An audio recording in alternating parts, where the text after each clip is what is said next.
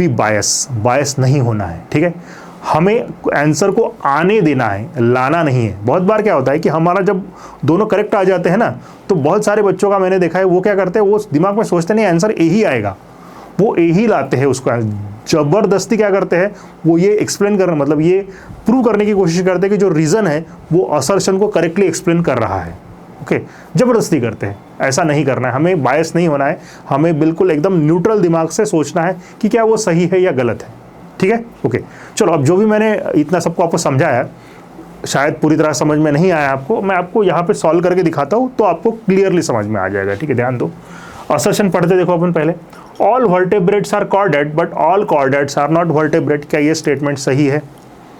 Yes, this statement is correct. Okay, सारे vertebrate जो है वो कॉर्डेट है, लेकिन सारे कॉर्डेट वर्टेब्रेट नहीं है, क्योंकि कॉर्डेट जो है वो बड़ा ग्रुप है, उसका जो एक सब ग्रुप है वो है वर्टेब्रेट्स। ओके, तो ये स्टेटमेंट क्या हो गया बच्चों, सही हो गया, ठीक है। भूल जाओ इसको।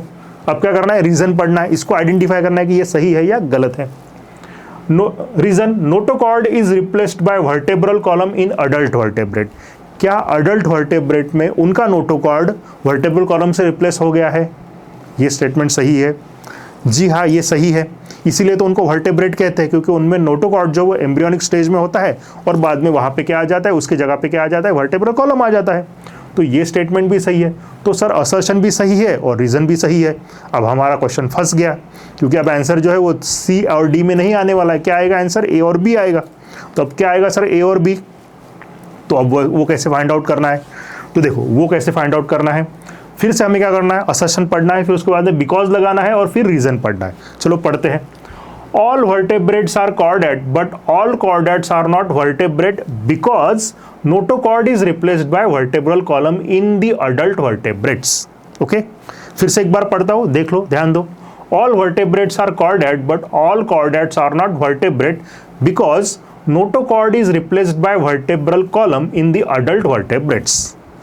क्या अब इसका जो मीनिंग निकल रहा है ये आपके दिमाग को पट रहा है या नहीं पट रहा है?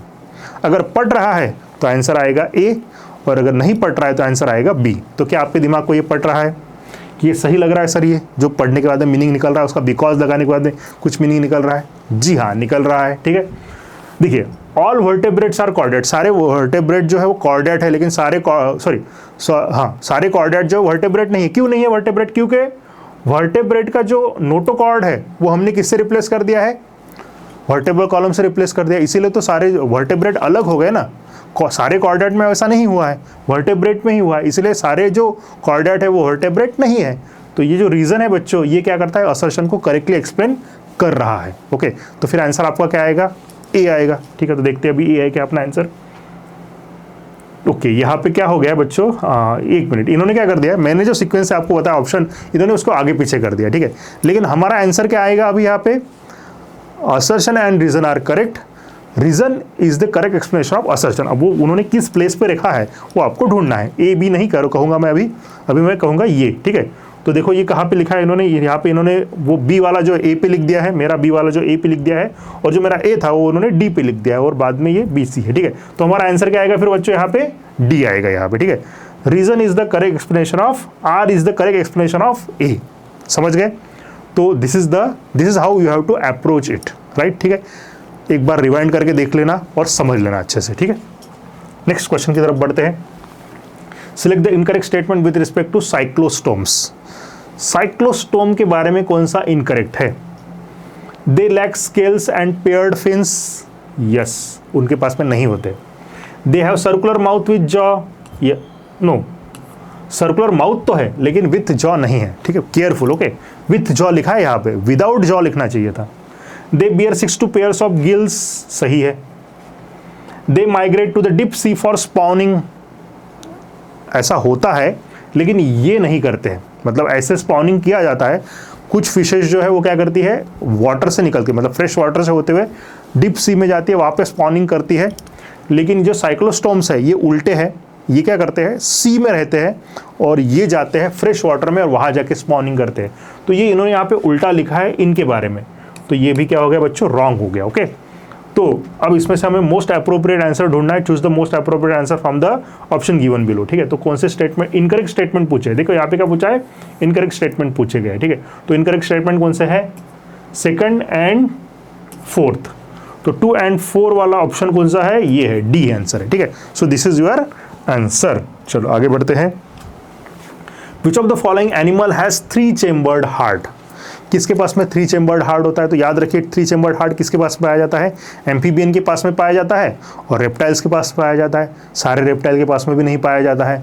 कुछ रेप्टाइल्स है जैसे क्रोकोडाइल्स, उनके पास में 4 चेम्बर होते हैं, तो उनको छोड़ के बाकी सारे रेप्टाइल्स और एम्फीबियन इनके पास में क्या होगा, 3 चेम्बर्ड हार्ट होगा।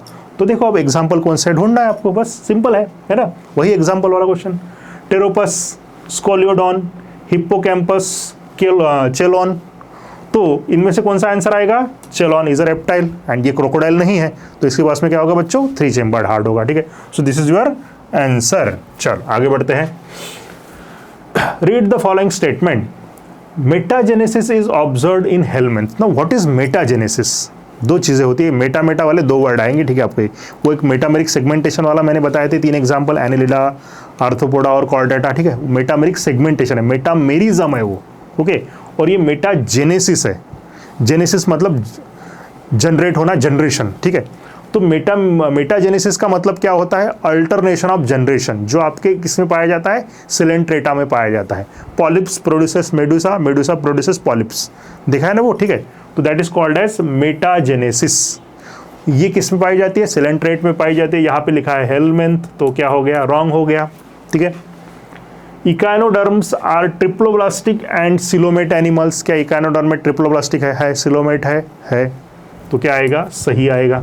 Round worms have organ system level of body organisation. Round worm मतलब एस्केलमेंथिस, क्या इनके पास में body organ system level of body organisation है, जी हाँ है।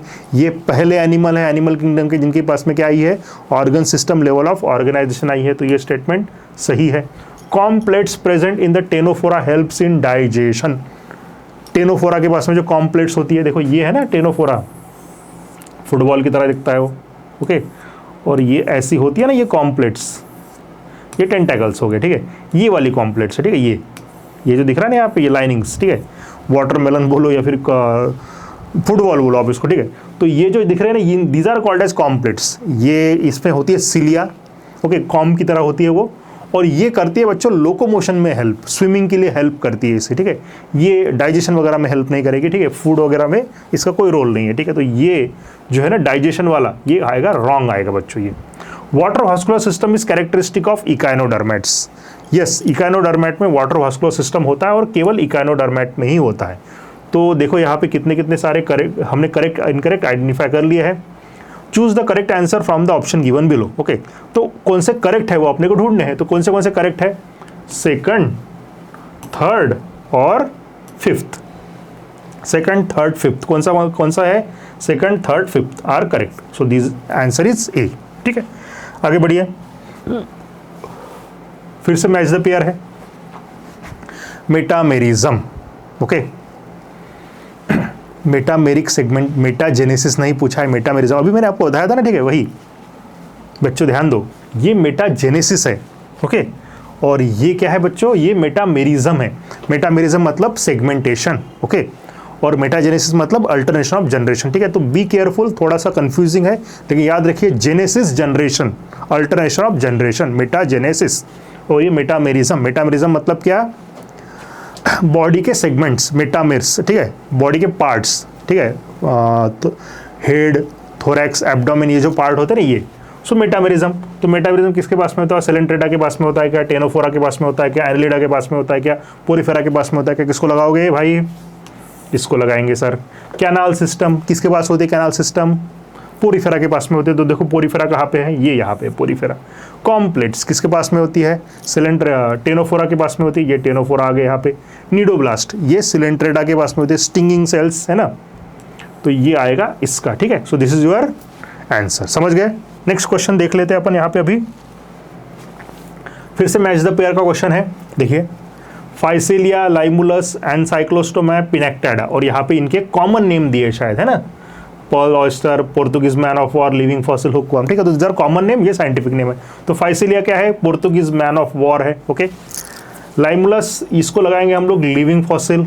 एनसाइक्लोस्टोमा है, ये आएगा आपका ऑयस्टर, पर्ल ऑयस्टर, और सॉरी एनसाइक्लोस्टोमा पर्ल ऑयस्टर कैसे आ गया, Ancylostoma is hookworm and Pinctada is pearl oyster, ठीक है। So this is the answer. समझ गए सब लोग बच्चों, ठीक है। चलो